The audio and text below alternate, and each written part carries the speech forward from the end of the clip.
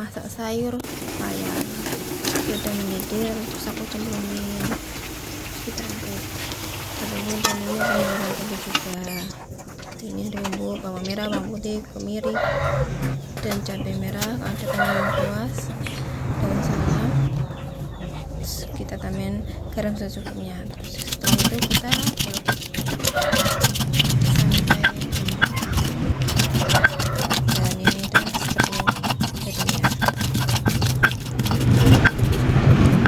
Terus aku tambahin tahu goreng, aku kotak iris-iris, dan ini santannya saya pakai kara. Nah selanjutnya kita tambahin kara ke dalamnya. Setelah itu kita tambahin air secukupnya juga. Nah bumbunya kita korek-korek dan kita masukkan ke dalam sayurnya.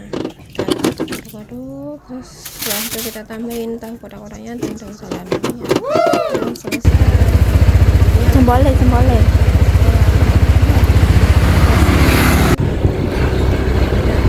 Nah